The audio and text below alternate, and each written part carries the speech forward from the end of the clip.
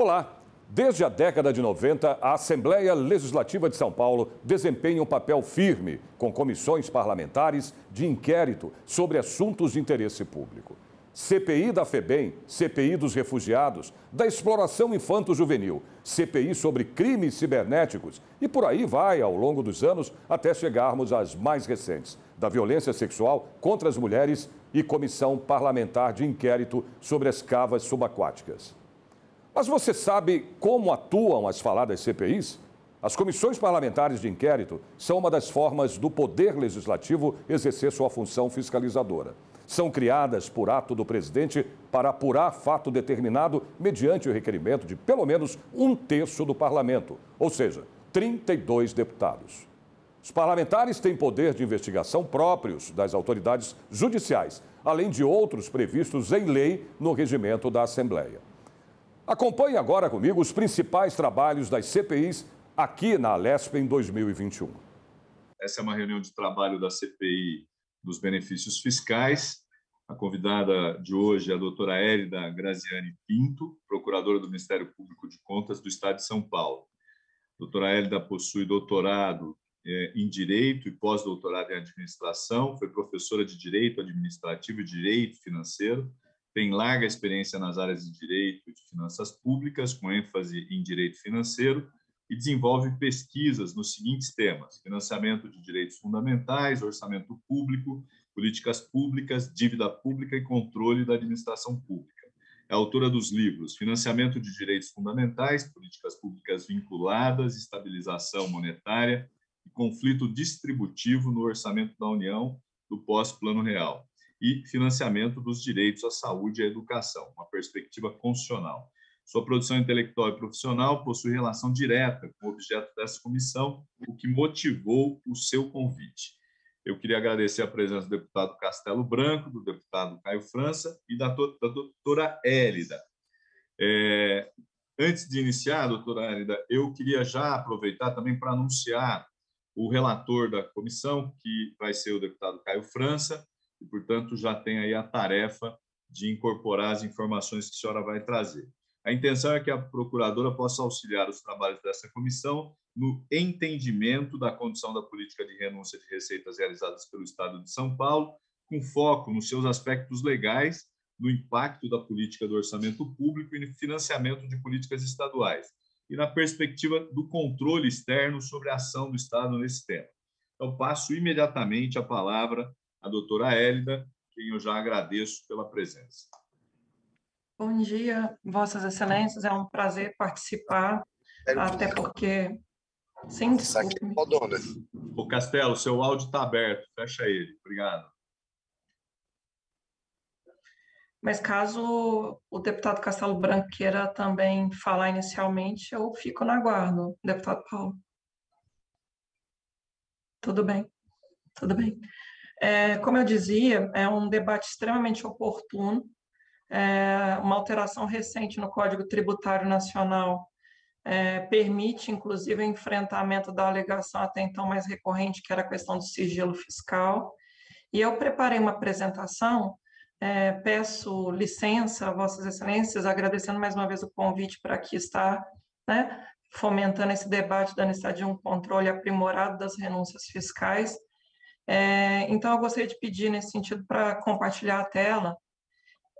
Eu não tenho autorização para fazê-lo, peço à equipe técnica que me autorize, por favor.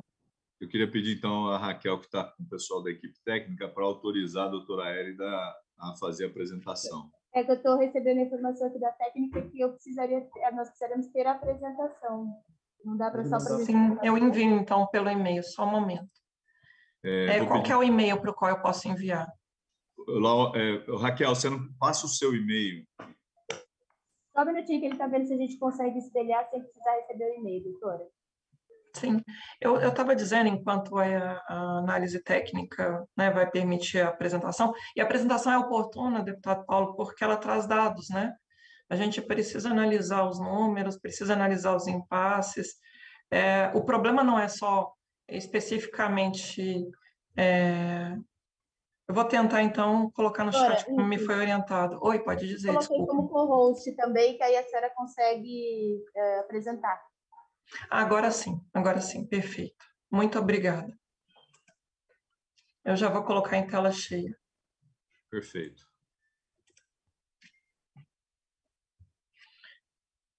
O desafio do controle das renúncias de receitas, esse é o nome técnico com o qual a gente trabalha a partir do artigo 14 da Lei de Responsabilidade Fiscal, mas também eu acho que vale a pena, sabe, deputado Paulo, parlamentares que nos acompanham, a sociedade que porventura nos assista, introduzir a perspectiva de que são gastos tributários, né? É um gasto indireto. O Estado abre mão de arrecadar, inibindo o potencial, né, de ele fazer execução direta da política pública, é um gasto indireto. Por isso, a noção de gasto tributário corresponde melhor ao raciocínio teórico que o problema enseja.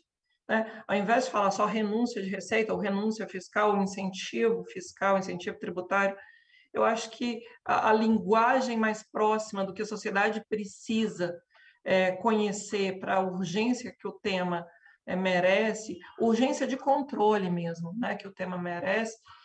No país, a gente teve o debate da emenda emergencial, a emenda no nível nacional trouxe na Constituição de 88 a necessidade de redução à metade dos gastos tributários. Vejam que nós aprovamos a emenda constitucional número 109, onde claramente havia o reconhecimento de que nos excedemos na concessão de gastos tributários, sobretudo a partir da crise de 2008 no país, né? A pretexto de fomentar a sustentação da atividade econômica, manutenção de empregos, mas os benefícios se iniciaram e não findaram, os benefícios se iniciaram e não entregaram as contrapartidas prometidas. Não há avaliação consistente das contrapartidas.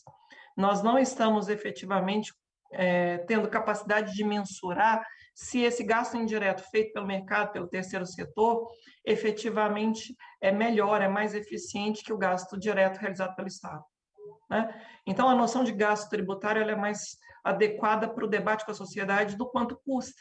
Há um custo de oportunidade em o Estado inibir a sua arrecadação a pretexto de permitir, como eu disse, o mercado ou o terceiro setor executem tarefas suas. E no Estado de São Paulo, porque a minha abordagem especificamente diz respeito ao Estado de São Paulo, é claro que a emenda 109 trouxe a agenda nacional. A emenda 109 é um ponto culminante num debate de que já vinha sendo suscitado há vários anos no governo federal, em lei de diretrizes orçamentárias, em 2 LDO sucessivas da União, demandavam a redução de renúncias fiscais. Né? Mas, especificamente, uma emenda à Constituição prevê a necessidade de redução à metade. O mesmo raciocínio me parece caber ao Estado de São Paulo. Né? O que foi proposto na emenda 109 é cabível de ser tematizado para um plano de redução das renúncias fiscais, o que não houve até agora. Né? A lei que tentou fazer o ajuste fiscal no Estado de São Paulo, salvo engano, a 17.293, ela não conseguiu fazê-lo com a robustez necessária. Na verdade, ali foi uma tentativa de acomodação do estoque de renúncias fiscais já concedido. Foi muito mais uma regularização, uma espécie de convalidação retroativa, do que propriamente uma revisão estruturada das renúncias fiscais concedidas de forma, inclusive, inconstitucional no Estado de São Paulo. Eu arrolei os problemas e depois eu quero explicitar a partir das 2 últimas contas apreciadas pelo Tribunal de Contas do Estado de São Paulo, contas do governo estadual. Sobretudo a partir do enfoque que o colega, meu procurador-geral, de forma isenta, de forma bastante crítica, consistente, percebeu o caráter recalcitrante da postura do governo estadual em relação à necessidade de controle desses gastos tributários. Quais são os nossos maiores problemas? Aqui é uma síntese. Depois eu disponibilizo a apresentação para Vossas Excelências, porque aqui, em suma, efetivamente não há nenhuma novidade, mas a explicitação das coisas óbvias que aqui trago, ela é muito importante para o senso comum. Embora não haja novidades, a sociedade, infelizmente, não conhece.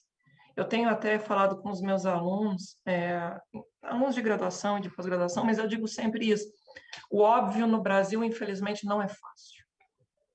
Para nós que lidamos com as contas públicas, o grande desafio, que apesar de óbvio não está claro para a sociedade, é que tudo é uma questão de prioridade alocativa. Falar que não tem dinheiro para pagar o piso do magistério, agora, recentemente, veio o debate da necessidade de majorar o piso do magistério. O Estado de São Paulo tem uma disputa longa, judicializada, sobre o piso do magistério.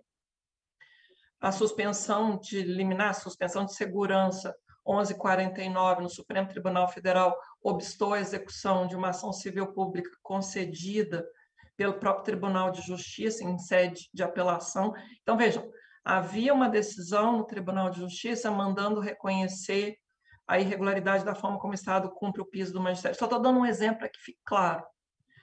Abrir mão de arrecadação quando não paga o piso do magistério é uma questão de prioridade alocativa. Um outro exemplo importante é o fato de que o Estado também usa parte dos recursos da educação para cobrir passivo previdenciário, né? Passivo previdenciário. Nós até já ganhamos no Supremo Tribunal Federal a ação direta de inconstitucionalidade 5719, determinando que o Estado pare de usar parte dos recursos do próprio Fundeb, né, em cerca de 3 bilhões de reais ano, para cobrir passivo previdenciário da SP-Prev. Então, ao abrir mão de arrecadar, o Estado, de uma certa forma, diz que ele não tem outras prioridades tão mais importantes. E, ao meu sentir, a gente precisa explicitar para o cidadão, sobretudo para a sociedade, que há escolhas que poderiam ser aprimoradas. Há escolhas, há prioridades que poderiam ser melhor questionadas. E me permita, Vossas Excelências, trazer o debate sobre o que sucedeu ontem, né? A cratera do metrô ter tido aquele acidente, né? Aquela tragédia, mas de toda sorte. Uma obra de engenharia desse porte, com tantas descontinuidades de financiamento como o metrô e CPTM têm sofrido, é para também enfrentar as escolhas sobre por que não arrecadamos tudo o que podemos, e esse é o espírito do artigo 11 da Lei de Responsabilidade Fiscal. Eu estou dando exemplos de que o grande debate a ser feito com o cidadão é que custa conceder renúncias de receitas, a possibilidade de manter e ampliar a rede do metrô, a rede da CPTM.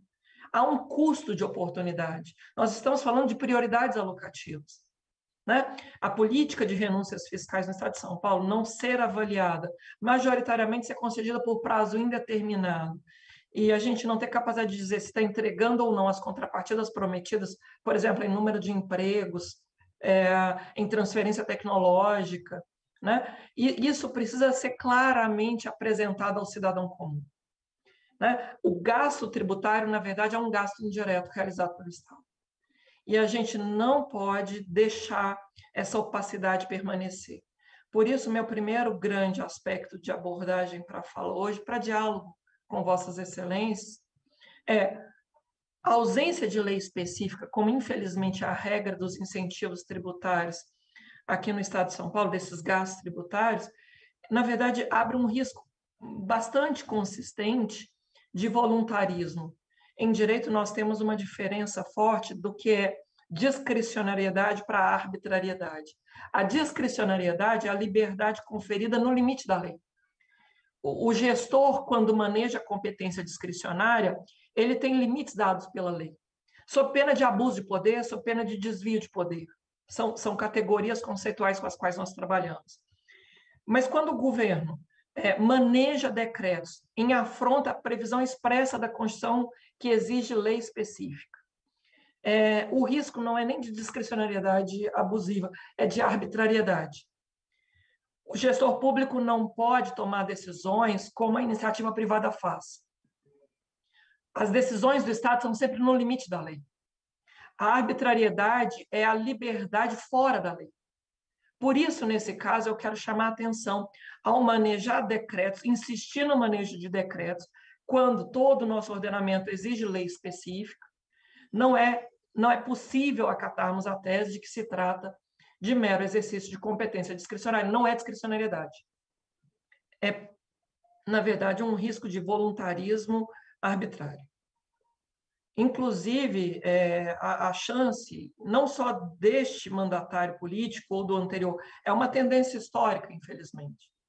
Né? Não é uma questão personalizada neste ou naquele ocupante do mandato eletivo que está hoje a chefia do Poder Executivo do Estado de São Paulo. É, infelizmente, uma tendência recorrente.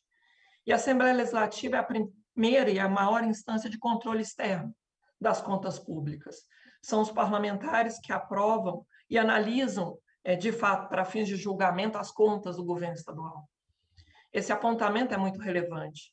Há uma afronta ao princípio da legalidade, recorrentemente, recalcitrantemente. Isso precisa ser trazido para o debate. O segundo problema, que também é um problema repetitivo, é um problema que precisa ser enfrentado, sobretudo porque agora houve alteração legislativa no âmbito nacional, ou seja, o Código Tributário Nacional foi alterado pela Lei Complementar 187 de 2021, para inserir especificamente esse inciso 4 no parágrafo 3º do artigo 198. Eu coloquei efetivamente em destaque para que Vossas Excelências não aceitem mais a alegação genérica de sigilo fiscal. Não estão mais sob qualquer controvérsia interpretativa as renúncias de receitas. Elas devem ser disponibilizadas publicamente para todas as instâncias de controle e, sobretudo, para o cidadão. Como eu disse, são gastos indiretos, são gastos tributários e merecem a mesma vigilância que nós temos sobre as despesas primárias, sobre o conjunto da execução orçamentária. Um outro aspecto também recorrente é a frustração da pactuação federativa, essa guerra fiscal. Né? As renúncias não são efetivamente submetidas à aprovação unânime do CONFAS, e isso precisa ser debatido. Né? A gente precisa, inclusive, enfrentar que a tendência no médio prazo é um jogo de soma negativa. Ninguém ganha com isso. Todos os entes perdem. Vai gerando esse ciclo vicioso em que apenas as empresas acumulam ganhos, inclusive para embolsar a lucratividade, porque eu disse, não há comprovação da entrega das contrapartidas prometidas. Ao final, o processo é oneroso para o erário, é um prejuízo para o erário e apenas configura margem de lucratividade ou capital de giro das próprias empresas. Como eu disse, há um inadimplemento de regras constitucionais e legais sobre o tema, a falta de planejamento sobre o que se quer alcançar com essas renúncias fiscais. Qual é a finalidade? A que fim visam? É claro que o argumento genérico é de que é fomento ao mercado, fomento ao terceiro setor. Mas fomento pressupõe a identificação de metas a serem cumpridas. Vossas Excelências precisam exigir, precisam demandar a apresentação clara das metas a serem entregues com essa política pública. O fomento ao mercado, o fomento ao terceiro setor não pode ser uma alegação genérica. Até porque, para ter rastreabilidade dos resultados, a gente precisa ter melhor concepção do planejamento, do que se busca alcançar. Aqui, inclusive, um outro problema crônico. No estado de São Paulo, quase 90% das renúncias de receita são por prazo indeterminado. Já escrevi artigo acadêmico apontando, inclusive, que a partir da Lei de Responsabilidade Fiscal, a Lei Complementar 101 de 2000, é juridicamente inepta a tese, usualmente invocada pelos advogados tributaristas, de que se a lei criou, só a lei revoga. Enquanto não revoga especificamente o incentivo tributário criado, vai vigorando indefinidamente. Ora, a LRF, no artigo 14, exige que, para ser válida, a renúncia de receita, ela tem que ter estimativa de impacto nas metas fiscais e, caso haja esse impacto, que se prove uma medida compensatória, que se prove haver feito a compensação correspondente. No caso da compensação, inclusive, tem que ser majoração da base de cálculo de alíquota de outros tributos já existentes ou novo tributo. Não adianta prometer que a economia vai ficar mais aquecida e, consequentemente, vai ter arrecadação ampliada. Então, há que se aprimorar a própria metodologia de estimativa de impacto e também a análise adequada das medidas compensatórias, porque nada disso é feito. E a vigência por prazo indeterminado é como se fosse, na verdade, associada à tese de sigilo fiscal, que agora, graças a Deus, caiu. Então, a opacidade e o prazo indeterminado se somam em uma perspectiva que eu brinco muito, no âmbito acadêmico, mas que aqui também me permitam ser um pouco ácida na crítica, mas é disso que se trata em âmbito nacional, não apenas no estado de São Paulo. Essa frase final que eu coloquei nesse slide, para todo esperto tem um otário. É um privilégio permanente. Trata-se de um gasto, o gasto tributário é um gasto indireto, que beneficia em caráter perene alguns que acabam sendo aqueles mais próximos do núcleo de poder. Se quase 90% das renúncias fiscais do Estado de São Paulo são por prazo indeterminado, se há uma opacidade, porque sempre a invocação da tese de que era sigilosa a renúncia fiscal, agora não mais cabível. Já provamos isso no artigo 198, parágrafo 3º, inciso 4 do Código Tributário Nacional. É preciso indagar de forma profunda, de forma consistente, a que fim se destinam as renúncias fiscais. E avaliar, e monitorar as contrapartidas prometidas no ato da concessão, majoração da renúncia. De novo, a minha questão de saída. A quem beneficiam? Ajuste para quem? Eu repito, inclusive, de novo com o exemplo do problema do metrô, da CPTM, não só pela carteira de ontem, mas a lentidão de expansão da rede, o problema, como eu disse, do piso do magistério, que tem a suspensão de segurança, a suspensão de liminar 1149 no Supremo, o desvio dos recursos do Fundeb para cobrir passivo previdenciário, entre outros exemplos, para dizer, ora, as renúncias de receitas, elas não são neutras. São um benefício para alguém que custam a capacidade de o Estado implementar outras políticas públicas em detrimento do conjunto da coletividade. E é esse o tom do debate. São prioridades alocativas, a gente precisa debater o tema nesse patamar. As renúncias de receitas, como eu disse, elas têm sido trazidas há anos, pelo menos, especialmente com esse enfoque mais de urgência, de compreensão da relevância do tema, sobretudo a partir de 2017. O Tribunal de Contas do Estado de São Paulo... Ela é uma procuradora com tese de doutorado na área. Oi. E além de falar seu áudio. Exatamente o que acontece. Castelo, seu áudio. Obrigado. Desculpa, doutora. Não, sem problemas. Mas, olha, a qualquer tempo, caso haja dúvidas, eu acho oportuno que as façam, né? E aí o diálogo fica até mais produtivo, ao invés de eu fazer esse monólogo, né? Aproveitei também para beber água, porque senão de outra voz... Doutora Hélida, então, se o presidente me permite, eu fiz a minha inscrição, mas também compreendo que se a gente puder fazer um bate-bola aqui, fica até mais didático, se possível. Sim, pode ser, presidente? Porque eu, como professora de temas complexos na esfera acadêmica, assim, tanto de mestrado quanto de graduação, eu realmente sinto que deixar o conteúdo ficar grande demais e perdendo as dúvidas no meio do caminho não é tão didático. É melhor a gente fazer dúvidas pontuais ao longo do tempo. Exatamente. Okay, vamos usar essa metodologia, como nós estamos num grupo de trabalho. Eu entendo que o deputado Caio talvez tenha já uma questão sobre o que o senhor apresentou. Deputado. Exato. Queria agradecer aqui primeiro o presidente Paulo pela nomeação como relator, dizer que fico muito honrado aí com a tarefa e me comprometo a fazer da forma mais serena, equilibrada, independente que o parlamento exige. Doutora Hélida, queria primeiro agradecer e parabenizar pela clareza na explicação. O nosso pensamento é muito parecido em relação aos benefícios fiscais.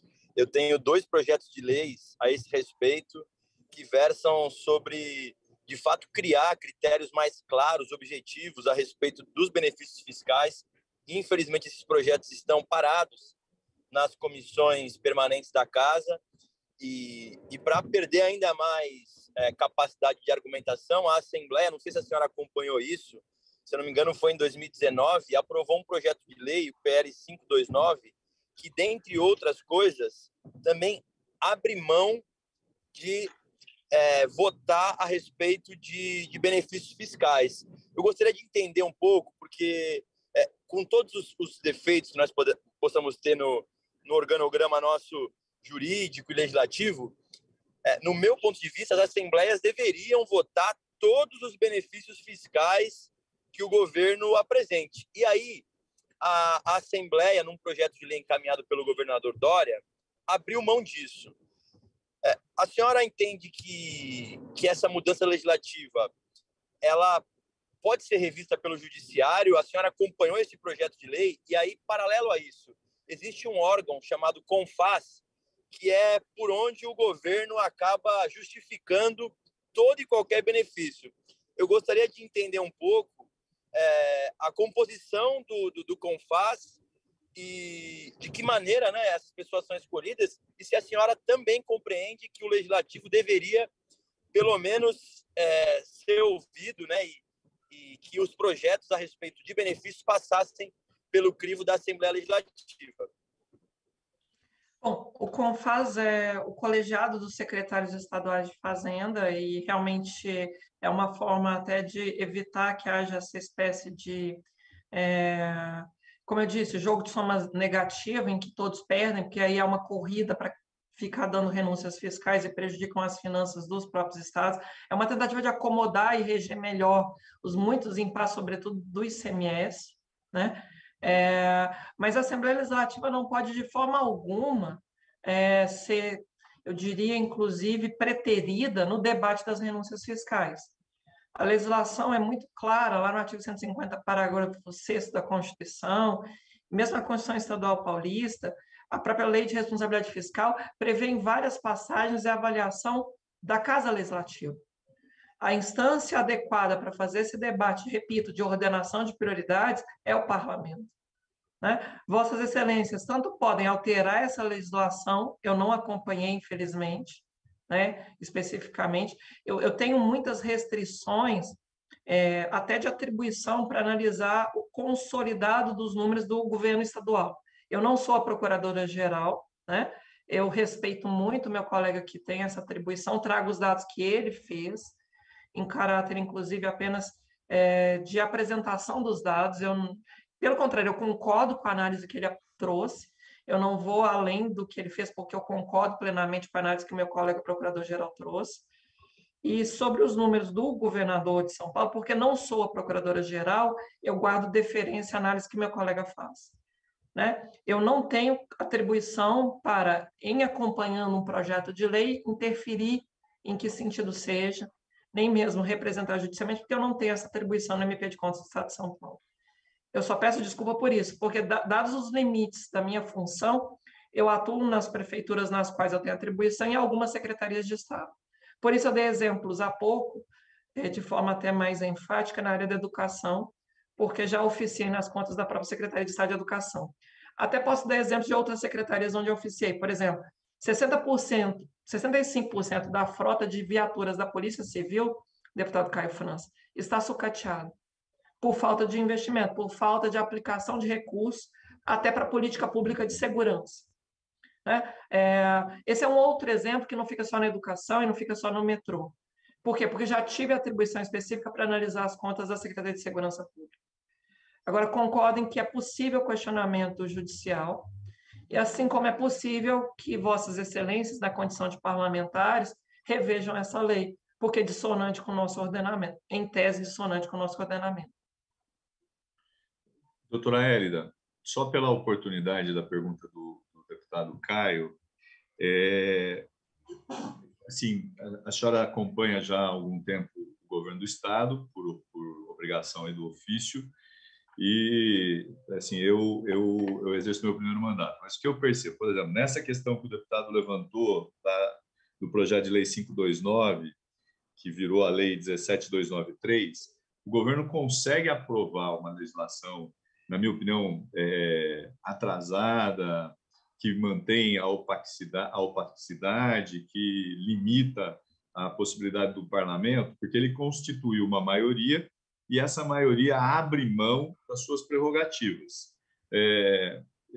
Por exemplo, nós entramos aqui com uma ação no TJ pedindo que o governo apresentasse a lista das empresas. O juiz deu uma liminar, deu um prazo para entrega, o governo recorreu e está tramitando no TJ. Nós já fomos ouvidos, o governo do Estado também. Agora, tem uma outra decisão, que elimina essa questão do sigilo. Mas, mesmo assim, o governo não se dispõe a informar a Assembleia a lista das empresas beneficiadas ou mesmo outras questões que a senhora levantou. Impacto, qual foi a contrapartida, se deveria ter sido encerrado já ou se isso vai continuar de eterno. Então, me parece que nós temos um problema aqui muito grave. Por um lado, o legislativo, que abriu mão de suas prerrogativas. Por outro, o judiciário, que, de forma ainda lenta, impossibilita ações nesse sentido. E, por fim, essa CPI, que foi aprovada, ela já deveria estar funcionando há mais de 120 dias. Nós não tivemos essa oportunidade, ela só teve início quando o prazo de 120 dias estava terminando, com a possibilidade de ter 60 dias. Isso significa que a gente só tem até março, até metade de março, para fazer esse debate. E os deputados da base não comparecem para que a gente tenha quórum, para deliberar requerimentos, para deliberar convites. Então, me parece que há, por parte do governo do Estado, da base, de forma deliberada, uma tentativa de impedir que a gente avance numa CPI com esse debate que a senhora traz. Eu queria ouvir um pouco a senhora sobre isso. Olha, eu entendo, inclusive, as tensões que o processo parlamentar traz. Minoria tem direito de exigir acesso aos dados, né? E se dentro da estrutura do judiciário paulista, porventura, haja limites, a esfera recursal sempre pode tentar fazer com que as instâncias superiores do Poder Judiciário no Brasil também levem ao conhecimento, né? Agora, com o Código Tributário Nacional tendo sido alterado, e essa alteração é recente, caro deputado Paulo, me parece que com essa previsão tão expressa, reiterar o pedido com esse novo fundamento facilitaria a perspectiva de atuação de Vossas Excelências.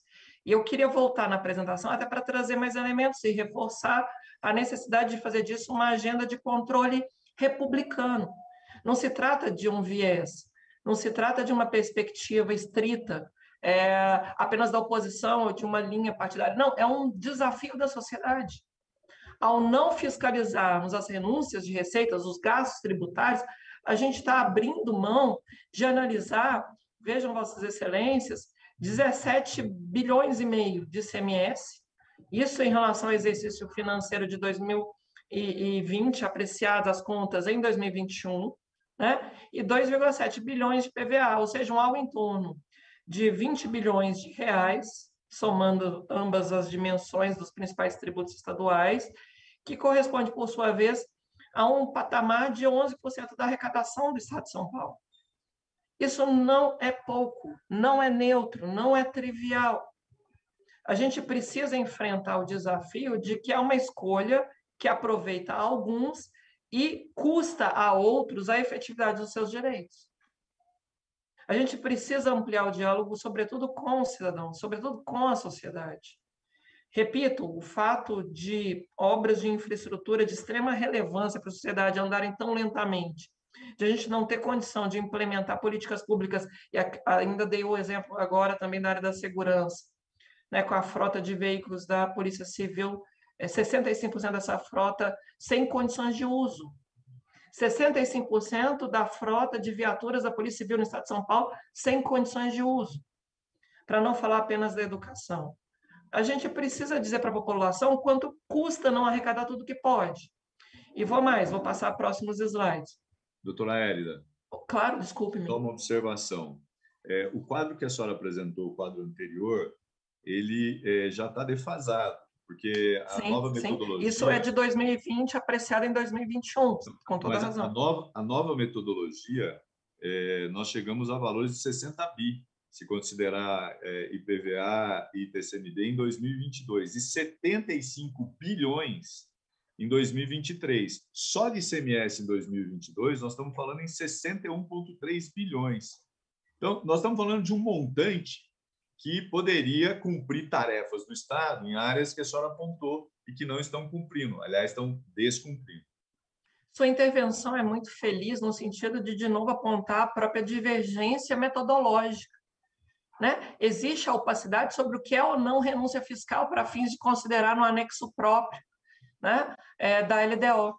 Veja, Vossa Excelência, que a forma como é elaborado o anexo que a Lei de Diretrizes Orçamentárias deve conter sobre as renúncias fiscais é bastante mais, eu diria, tímida, é bastante mais limitada em relação a tudo aquilo que o artigo 14 da LRF prevê. A depender da metodologia, se insere ou não uma dimensão de renúncias fiscais que ficam lá, de novo, ocultas. Se eu faço uma metodologia muito reducionista, você mantém na opacidade um volume grande de escolhas. Eu me lembro, deputado Paulo Fiorilo, quando eu peguei as contas da Secretaria de Estado de Fazenda, numa determinada... São processos públicos, por isso posso trazer os dados, né? Os nossos pareceres são públicos, por isso eu vou trazer esses dados.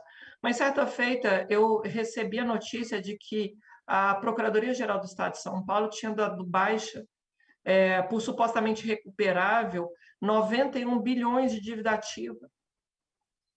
O Estado de São Paulo deu baixa por supostamente recuperável, por não conseguir arrecadar 91 bilhões de dívida ativa. É mais do que o custo da folha do Estado, de pagamento de salário de todos os servidores do Estado, dos 3 poderes. Essa leniência, essa dificuldade de arrecadar tudo que pode, obviamente é uma opção. E a gente tem que aprimorar a capacidade de Assembleia, a capacidade de o próprio Tribunal de Contas, de a sociedade enfrentar esses números. Os próximos slides vão mostrar que nem mesmo para o Tribunal de Contas os números são abertos adequadamente. Não é uma questão de resistência especialmente destinada, deputado deputado Caio, não é especialmente apenas em relação aos parlamentares de oposição, a minoria. É um problema de opacidade, é um problema de dificuldade de explicitar os grandes números até para o próprio Tribunal de Contas do Estado de São Paulo. Vejam aí os dados apresentados pela Diretoria de Contas do governador, que analisa esses números de forma técnica brilhante pelo Tribunal de Contas do Estado de São Paulo, e aí as fragilidades elas vão se repetindo. A tabela está bem pequenininha, mas depois o arquivo fica à disposição, e eu vou passar um pouco mais rápido. Onde estão as setinhas é onde eu quero chamar mais atenção, né? O colega do MP de Contas, nosso procurador-geral, nos autos das contas de 2020, apreciados em 2021, emitiu um parecer e ele fala com toda clareza. Olha o excerto que eu vou chamar a atenção. Tendo em vista a persistência do Estado em descumprir as orientações emitidas pelo TCE nas contas de 2019. Vejam, o Estado de São Paulo persiste no descumprimento das recomendações, das orientações do TCE. Isso é mais um elemento que nós, em direito, podemos suscitar para investigar, eventualmente, uma vez alertado, uma vez orientado, o gestor que persiste na prática de um ato, aqui há um elemento para a gente falar em, eventualmente, até a hipótese de dolo específico na esfera da improbidade administrativa. Uma vez alertado, uma vez recomendado, uma vez devidamente instruído sobre o que deve ser feito, o gestor persiste na prática de um ato sabidamente irregular, em direito nós sabemos que a partir daquele momento configura a hipótese de dolo específico, para todos os efeitos de responsabilização pessoal. Então, o arcabouço normativo merece, inclusive, essa investigação de escolha deliberada em relação ao descumprimento das instâncias de controle. O dolo específico ele é aferido quando há a comprovação da consciência de que é irregular e a vontade deliberada em permanecer na conduta. Portanto, ao meu sentir, não há que se falar em desconhecimento. O Estado de São Paulo sabe e escolheu persistir na irregularidade em relação às condutas aqui em exame. Por isso, de novo, chama atenção para a figura do dolo específico. Aqui nessa tabela, o colega que oficiou nas contas, procurador-geral do MP de Contas do Estado de São Paulo, apresenta que 6 das 13 renúncias fiscais não tiveram sequer análise adequada em relação ao atendimento pleno da Lei de Responsabilidade Fiscal. Houve uma espécie de atropelo no processo de concessão dessas renúncias fiscais. Não houve uma análise detida do cumprimento da LRF. Não houve análise técnica que garantisse a adequação orçamentária e a adequação fiscal tempestiva. Repito, Vossas Excelências, 13 renúncias fiscais, 13 concessões, quase metade delas não atendeu o artigo 14 da LRF. Não houve lastro probatório que tenha atendido o artigo 14 da LRF. Isso consta do processo de prestação de contas perante o TCE. Aqui nas setinhas, de novo, a perspectiva de indagar a respeito da vontade deliberada em proceder de forma irregular. De novo, a ideia de dolo específico, de novo, uma postura recalcitrante que merece avaliação sistêmica, né? Os dados continuam a ser elaborados de forma incompleta. Não se faz estimativa de impacto, não se faz medida compensatória. E aí, nesse sentido, o TCE tem apontado que houve o descumprimento de determinação nas contas de 2019 em relação ao exercício financeiro de 2020. Uma vez notificado, com determinação pelo TCE, persistir na prática desse ato, há que se apurar a conduta dessa omissão, dessa reiteração de conduta, ao nosso sentir, reconhecidamente irregular. Inclusive, aqui onde está a setinha de novo, em especial, né, para poder depois ampliar o debate, eu trago a perspectiva de que a gente não está cumprindo devidamente o arcabouço constitucional, mesmo com julgamento pelo Supremo, em relação à forma como esses convênios autorizativos via CONFAS têm sido trazidos para o debate específico aqui no Estado de São Paulo. A pergunta do deputado Caio traz, inclusive, essa tensão entre, de um lado, o convênio celebrado no âmbito do CONFAS, né, a pactuação federativa no CONFAS, e aquilo que a Assembleia Legislativa tem que apreciar um a um. São leis específicas, tem que apreciar. Não é possível abdicar da estrita legalidade. A Constituição exige essa estrita legalidade, né? Não há que se falar em parlamentar abrir mão de legislar em matéria onde a Constituição exige estrita legalidade. Isso é muito importante, até porque há uma repercussão fiscal considerável. E depois o Estado alega que não tem dinheiro para cumprir as suas atribuições constitucionais, né? Vejam, Vossas Excelências, em relação especificamente ao dinheiro da educação, o Estado de São Paulo vai ainda até 2024 computando como se fossem recursos aplicados nas escolas, na manutenção e desenvolvimento do ensino, gastos previdenciários, e alega que não tem dinheiro para excluir os inativos. Ora, não tem dinheiro porque continua, inclusive, entre outras coisas, ampliando renúncias fiscais por decreto. Sem lastro em lei, sem medida compensatória, sem análise estrita de impacto nas metas fiscais e sem esse monitoramento consistente a respeito das contrapartidas prometidas. De novo, o debate das renúncias de receitas por prazo indeterminado. A tese usualmente invocada pelos advogados tributaristas se foi criado por lei, só a lei revoga, então dura indefinidamente. Ora, repito, esse argumento não é cabível para as renúncias fiscais desde a Lei de Responsabilidade Fiscal. A partir de 2000, a renúncia de receita que não tiver prazo de vigência estipulado no seu instrumento tem, como regra geral, vigência limitada a 3 anos. Por que essa regra geral? Porque a LRF prevê que a renúncia de receita só possa valer se provar o impacto nas metas. As metas duram 1 ano de referência mais 2. Caso não haja prazo para renúncia de receita, essa regra de 3 anos poderia, no mínimo, impor um dever de reavaliação trienal do impacto nas metas fiscais. Se foi concedida por prazo indeterminado, de 3 em 3 anos tem que provar um impacto. E provando o impacto, caso constranja o conjunto das metas fiscais, é necessário medida compensatória também atualizada a cada 3 anos. A gente precisa, a partir dessas coisas básicas, limite temporal. Limite temporal para reapreciar o cumprimento do artigo 14 da LRF. Isso é essencial, né? Por isso, o Tribunal de Contas, na análise que fez a mais recente, né, porque as contas de 2021 ainda vão ser apreciadas até meados desse ano, né, até maio, no máximo, mais tardar junho desse ano, para enviar para Vossas Excelências julgarem posteriormente.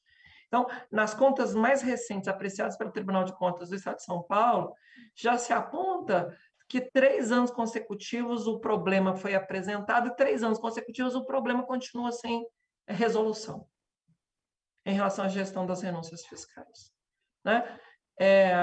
Aqui, inclusive, eu trago a síntese, né, a conclusão do tema nas contas, no parecer que o Ministério Público de Contas trouxe, né, os problemas permanecem, permanecem intactas as irregularidades, desde 2016. Então, 2017, 2018, 2019, 2020, 4 anos consecutivos de conduta persistentemente, sabidamente irregular. Houve a notificação pelos órgãos de controle, o governo estadual persiste na prática. Obviamente, essa é uma escolha que favorece a grupos poderosos, né, quem se beneficia desse fomento ao mercado, desse fomento ao terceiro setor. Obviamente, é uma tendência, como eu disse, de diminuir a potência dos órgãos de controle, sobretudo com a alegação de sigilo, para que a sociedade não saiba que se trata de uma prioridade, em detrimento de outras prioridades. De novo, repito a perspectiva inicial. Tudo é uma questão de ordenação de prioridades. O Estado escolher priorizar renúncias fiscais seria legítimo se ele cumprisse o ordenamento, se ele cumprisse o devido processo legislativo, se ele obedecesse à lei de responsabilidade fiscal, se não houvesse falhas em relação a essa transparência, a análise das contrapartidas. O problema é que, em não cumprindo esse devido processo legislativo, esse devido processo de investigação da repercussão fiscal, isso custa à sociedade a compreensão de por que as demais políticas públicas são tão frágeis, tão precarizadas. Né? É essa a primeira conclusão que está aí no slide, olha, às custas do contribuinte, onde a seta indica exatamente a perspectiva de custo e oportunidade. Não é gratuita a concessão de renúncia de receita no Estado de São Paulo. Ela tem, sim, sido muito onerosa para o cidadão que tem sofrido com os serviços públicos piores do que ele teria direito se o Estado arrecadasse a amplitude, aquilo que o ordenamento lhe confere como competência tributária.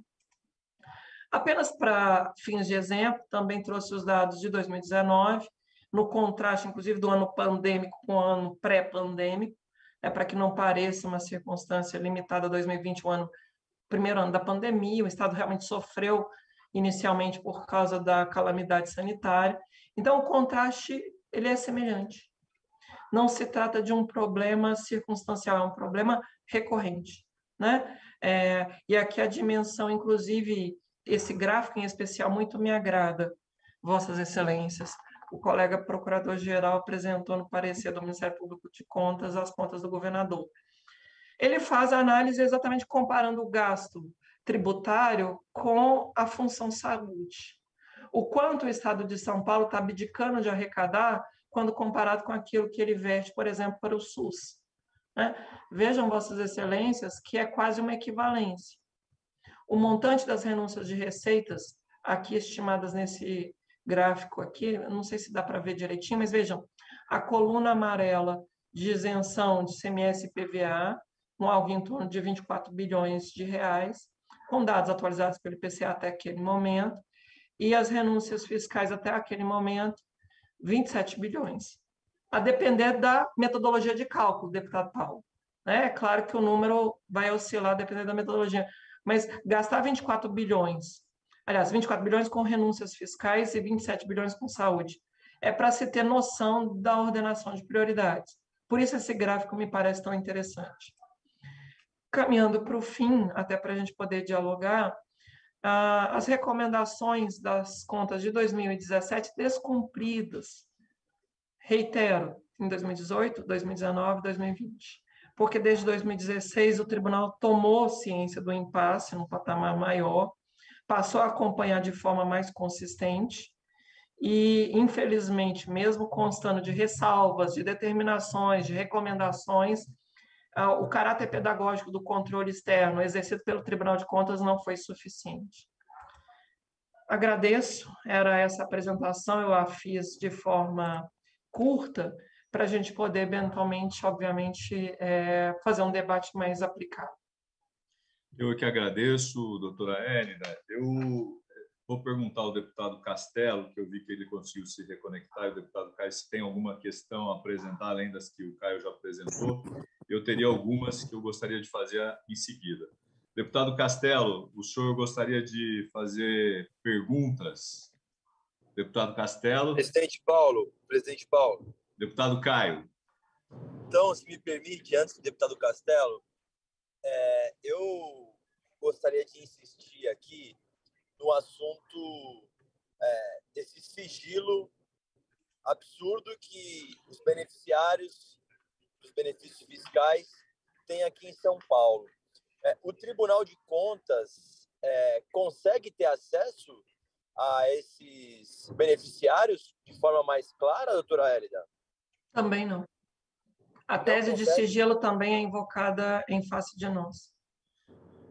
Mas, doutora Hélida... Por isso que a alteração recente no Código Tributário Nacional nos deu tanta esperança.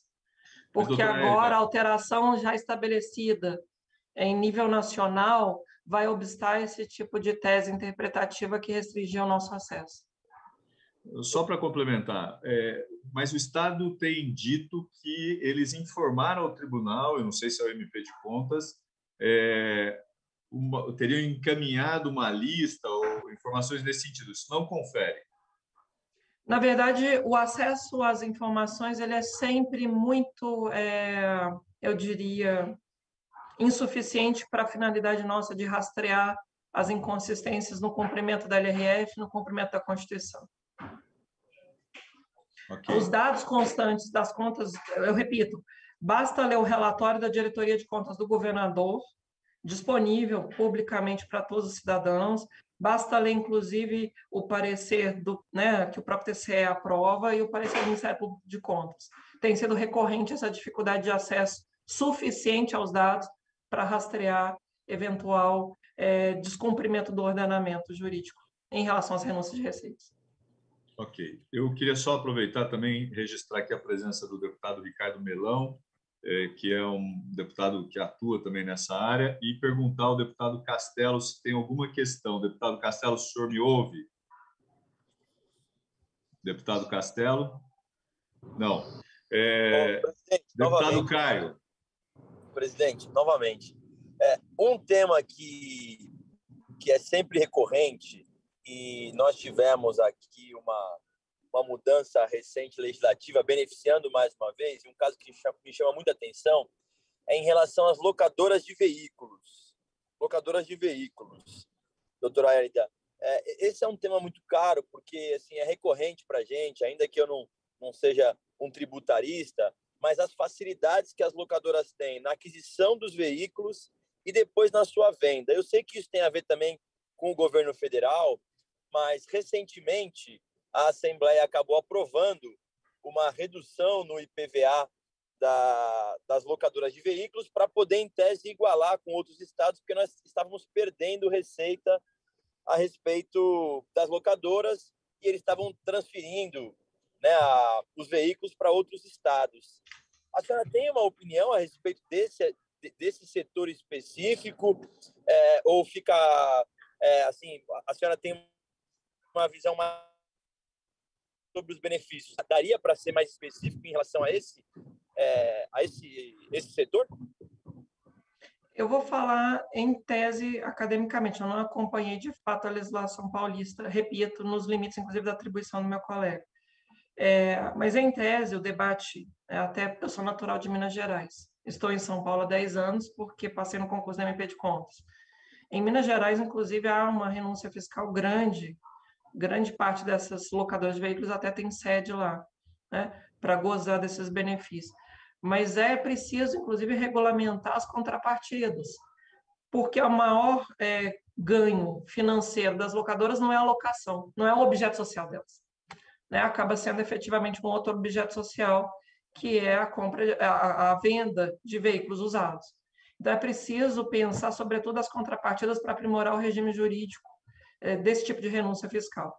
Uma empresa cujo objeto social primordialmente é a locação de automóveis, mas que, ao final, tem sua maior margem de lucratividade decorrente da venda de veículos usados, há que se repensar, inclusive, a própria estratégia de renúncia de receita, que as favorece, e que, portanto, embute essa margem de lucratividade decorrente do manejo, eu diria, em desvio de finalidade, né, dessa renúncia fiscal.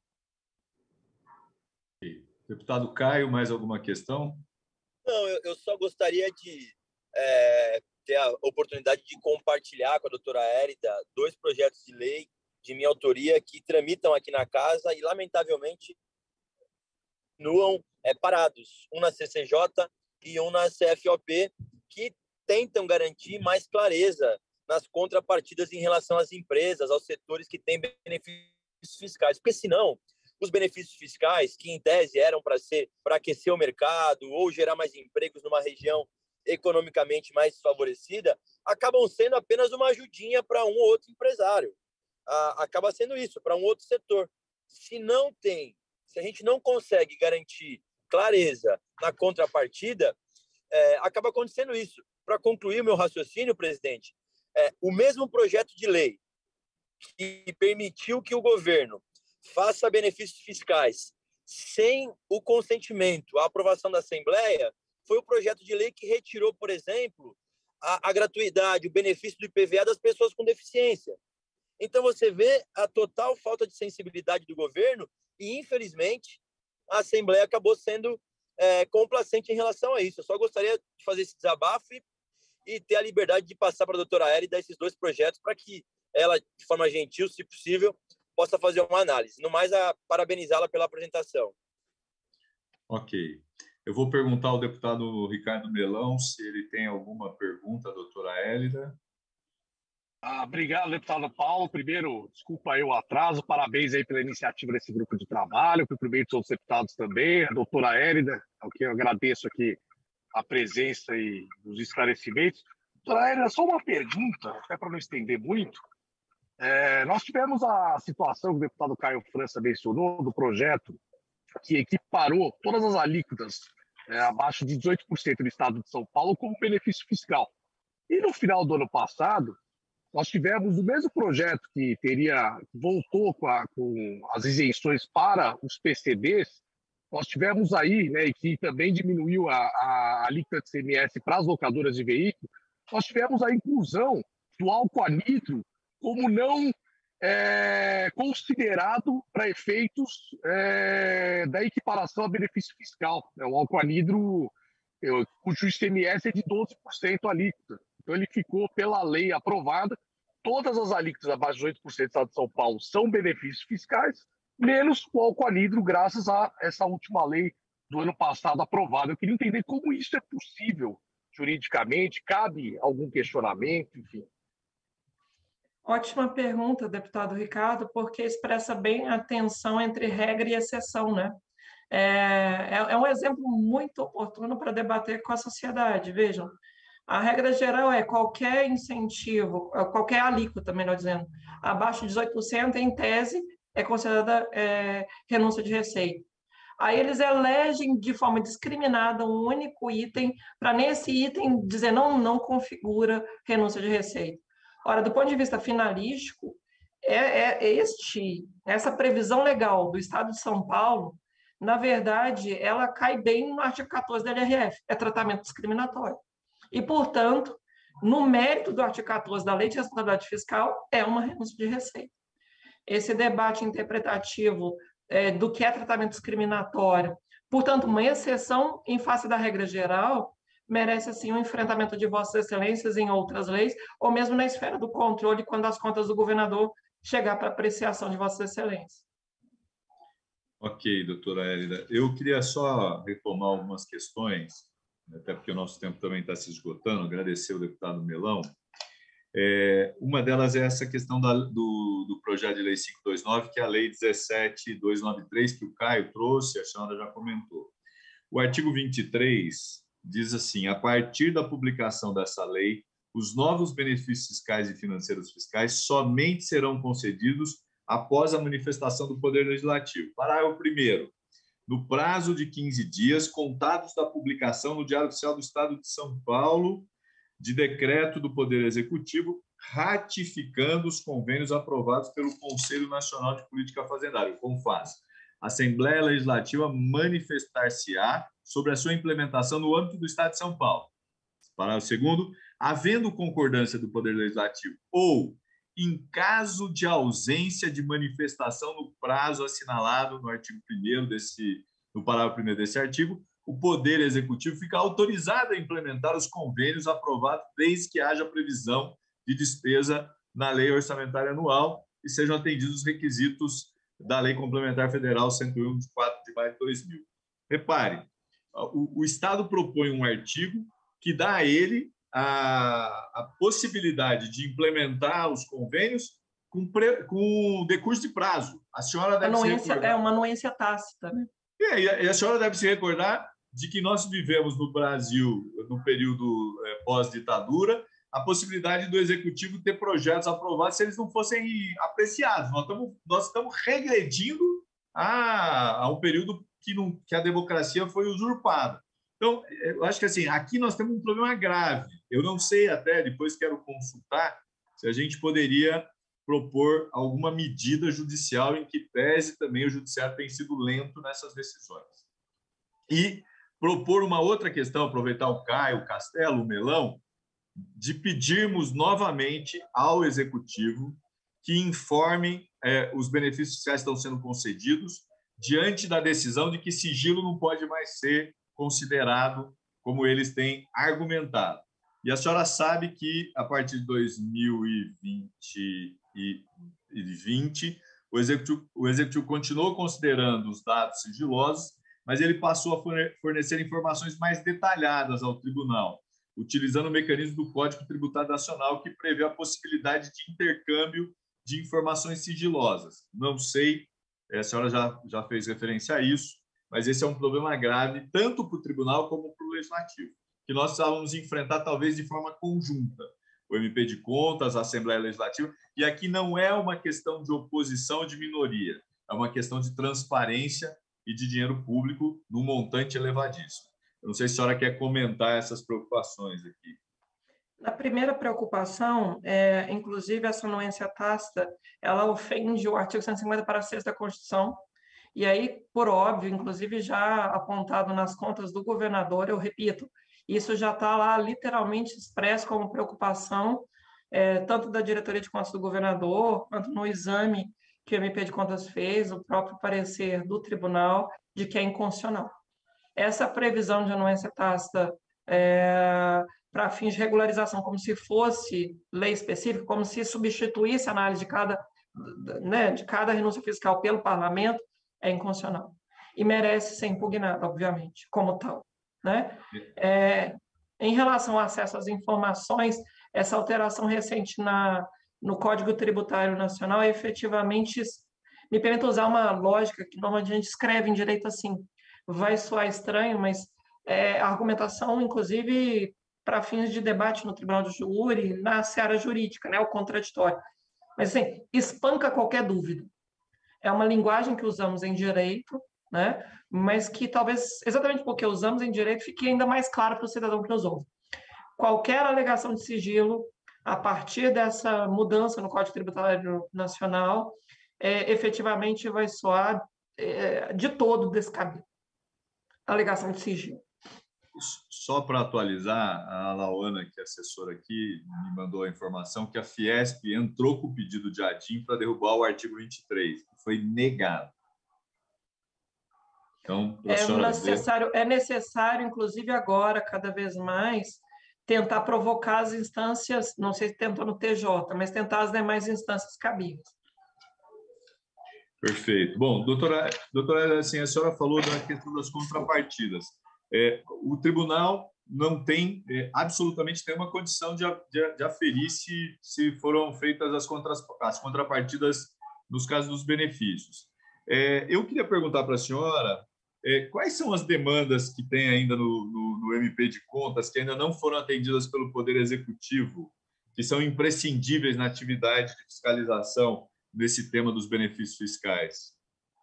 Bom, eu repito, eu não sou a procuradora-geral, não posso falar em nome do meu colega, não tenho essa atribuição. Em relação ao acesso às informações para avaliar contrapartidas, eu só posso afirmar o que consta, inclusive, desses documentos públicos que trouxe para diálogo hoje, é que o trato seletivo da informação prejudica a avaliação de efetiva entrega das contrapartidas prometidas. É um trato seletivo da informação. É uma alegação absolutamente descabida de sigilo que agora, inclusive, repito, essa nova redação do Código Tributário Nacional vai nos permitir uma outra fronteira de controle, assim espero. Perfeito. Antes de concluir aqui, eu queria perguntar se mais alguém gostaria de fazer alguma questão, perguntar se a Lauana, que está na sala, Lauana, você tem alguma questão que ficou das que a gente levantou? Até porque a doutora Hélia tratou de várias aqui. Lauana?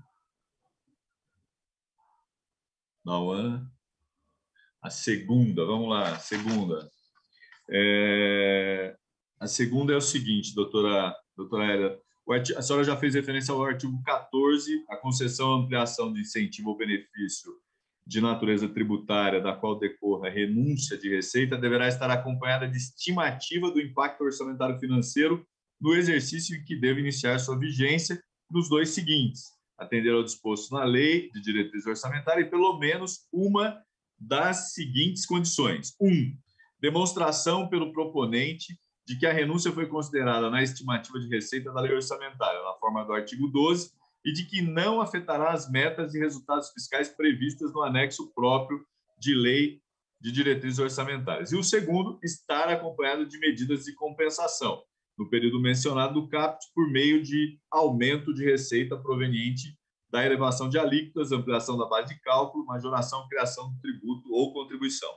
Era a prática usual do governo estadual realizar concessão ou ampliação de benefícios fiscais sem atender a nenhuma dos dois requisitos mencionados.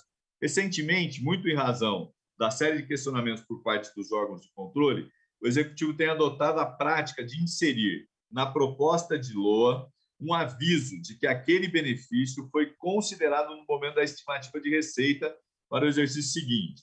Não apresenta, contudo, comprovação desse cálculo e de sua metodologia. Qual é a sua apreciação sobre isso? E essa simples justificativa atende aos ditames legais? Sem a estimativa de impacto, a densidade de uma afirmação genérica como essa é absolutamente questionável. A lei é clara em exigir que se abra a estimativa de impacto. Os analistas econômicos, em todos os temas das contas públicas, só podem fazer o enfrentamento dos números a partir da estimativa, da metodologia de cálculo, né? Efetivamente, nós, nos órgãos de controle, precisamos daquilo que, inclusive, em direito sempre falamos, que é esse ônus de motivar, o dever de explicitar, de justificar. Uma alegação como essa, sem a sua correspondente comprovação, seu lastro, né, metodológico, não é suficiente para o cumprimento do artigo 14 da LRF. E eu diria mais, configura em abstrato até mesmo um falseamento no cumprimento da lei. Perfeito. Eu queria só terminar, doutora, com duas observações. A senhora construiu uma frase que disse que utiliza para os alunos, estava inclusive na sua exposição, onde tem um esperto, tem um otário. Se a senhora me permitir, eu diria que onde tem um esperto, tem várias pessoas sendo prejudicadas, nesse caso do Estado. E a segunda, a senhora faz referência a grupos poderosos que interferem para manter esse tipo de benefício.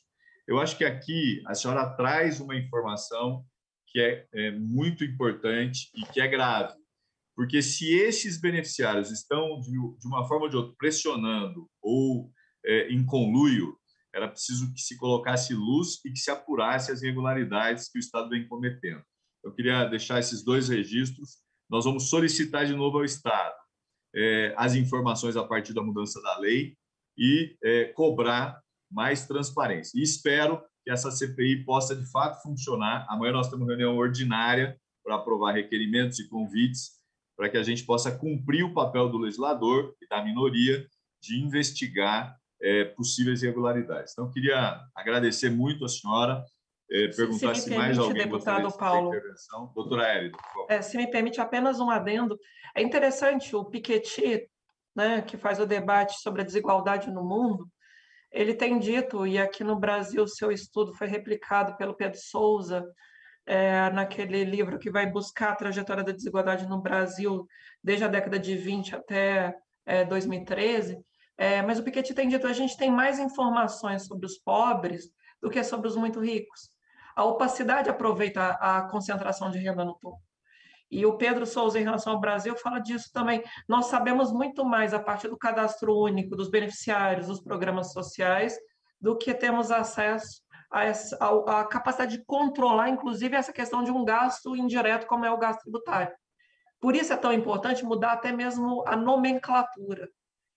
A renúncia de receita não pode ser tratada como um recurso privado, é um recurso público. E, portanto, suscetível de prestação de contas à luz do artigo 70, parágrafo único da Constituição. O artigo 70, parágrafo único da Constituição, ele é muito forte em dizer qualquer pessoa física ou jurídica, pública ou privada, que maneje dinheiros públicos, recursos públicos, tem o dever de prestar contas. A gente precisa fazer a inversão dessa perspectiva de considerar o incentivo tributário, esse privilégio que acaba configurando, inclusive, por prazo indeterminado, como se fosse uma seara privada protegida por sigilo fiscal. Não é. É dinheiro público que tem que prestar contas. Portanto, reitero o conselho, a sugestão de que, a partir dessa nova redação do Código Tributário Nacional, possamos tentar implementar aquilo que a LRF já falava há 22 anos atrás, que é o básico. Análise de vigência temporal, análise de impacto nas metas fiscais, análise da medida compensatória e, em acréscimo, a verificação das contrapartidas prometidas no ato de concessão. Obrigada mais uma vez, mas é importante tematizar isso. A opacidade aproveita o próprio processo de concentração de renda no topo e, portanto, também de expansão da desigualdade no Brasil. Doutora, se a senhora me permitir, só um complemento. Além da gente não ter informações sobre os muito ricos, como a gente tem dos muito pobres, todo o debate que se faz para taxar as grandes fortunas ou para poder fazer com que esses contribuam mais, ele é barrado e impedido que se faça. A gente viveu isso aqui, por exemplo, na discussão do IPCMD, de propor que aqueles que têm mais pudessem pagar mais e aqueles que não têm, não pagassem. Mas, assim, é quase que impossível você tentar tratar de igualdade tributária, de igualdade na contribuição nesses casos. Os poucos mandam nos muitos, infelizmente. Queria agradecer muito a senhora e queria deixar aqui uma pergunta, não uma pergunta, mas uma solicitação de informação. Eu acho que a CPI deveria ter alguém do MP de Contas acompanhando. Queria saber a opinião da senhora e a quem a gente deveria solicitar ou a quem a gente deveria pedir o acompanhamento desse debate. Bom, são instâncias autônomas de controle. A mim me parece que os parlamentares podem desempenhar suas funções. Participaremos, quando convidados, em algumas audiências públicas, como hoje, né, um debate. Mas ideal seria que a própria CPI tivesse a sua capacidade de funcionamento pleno, independentemente dos outros órgãos de controle. Perfeito, doutora Hélida. Queria agradecer muito a senhora, queria agradecer ao deputado Castelo, deputado Caio, deputado Melão, deputado Chedi, que entrou, mas não conseguiu ficar, a Lauana, que está na sala, a Raquel, que está lá na monitoria, lá na parte técnica. Deputado Caio, queria parabenizar aí ao senhor, dizer que o senhor tem uma tarefa árdua, que é o relatório dessa CPI. Muito obrigado, doutora Hélida, um abraço, um bom dia para a senhora. Caio, um abraço. Obrigado, presidente. Um abraço, doutora Hélida. Obrigado. Obrigado pela confiança aí sua, dos demais colegas também. Um abraço. Obrigado.